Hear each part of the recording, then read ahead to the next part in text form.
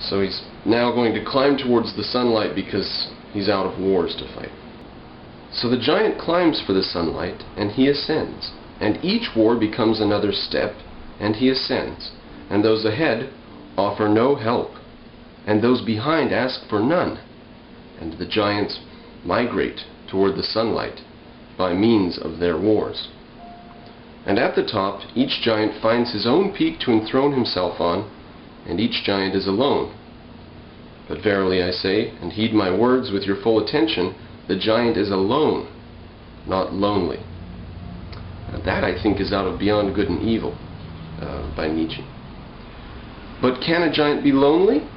Yes, and know this, only giants can be lonely. What is the meaning of loneliness? Is it not to be without company? Is it not to be a soul alone with no fellow travelers in sight? And so to be alone, one must first exist. As normal men exist in petty ways, so also normal men can be lonely, only in petty ways.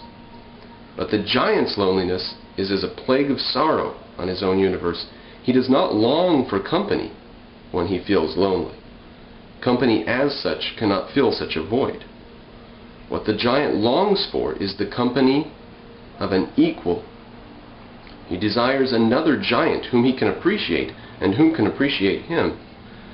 And a void so great that only another giant can fill it is a void truly worthy of the title of loneliness.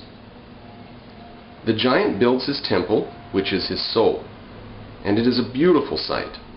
A giant becomes lonely only when he realizes how beautiful his temple is and wants other giants to see its beauty. And he seeks in these times their company as well, for he desires to gaze upon the great creations of others for fuel. And in his own temple, which is the site of his wars, the giant invites none. But those others whom he deems worthy may stride in the gardens with him and view the beauty. And this is only for a short time, for war beckons each giant back to his own peak until he be lonely again. Beware, in the mountains the shortest way is from peak to peak, but for that one must have long legs. Oh, I think it's out of Beyond Good and Evil, verbatim. A warning to those who would climb: it is cold at the top, and there's no turning back, ever. If one climbs, one should make sure to have long legs, for giants must seek out equals when loneliness overcomes. And if lonely giants cannot find equals, it is a sad sight of waste and withering. And giants hail from the ranks of normal men. Will you be a giant, or does perpetual war and self-enslavement make you squeamish? Seek to be a giant, and your end will come in your final war, a war which will end with your heavens shaking and devils and gods trembling in fright. Your final war will be your greatest joy. But move not, and seek not to be a giant, and you will become unto another motion, decay. Without war to polish your blade, rust will set in.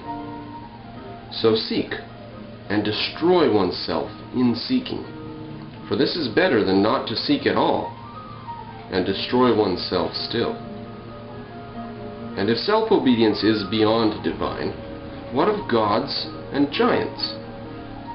Verily, on the way to the sun, they meet one who calls himself God.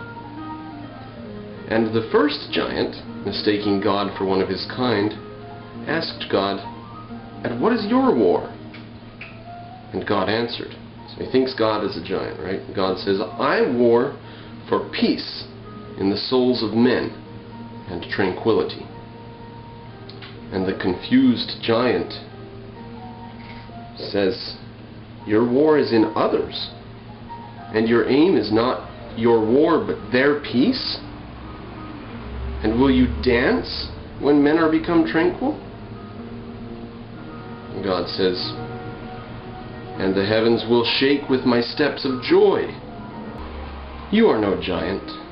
I have met God. That is what you are," said the giant in sorrow. for the peaceful God made the giant's heart heavy. "And you are no man," said God. "From whence come ye, flock of great beasts, driving yourselves as slaves?" "We come from man, but are men no longer. We are become giants," answered the giant. "And man has become tranquil?" asked God. "Verily," said the giants. "Only giants go to war," they said, as they passed the static God with his peace and love. And they passed the divine and climbed towards self-obedience. And God danced.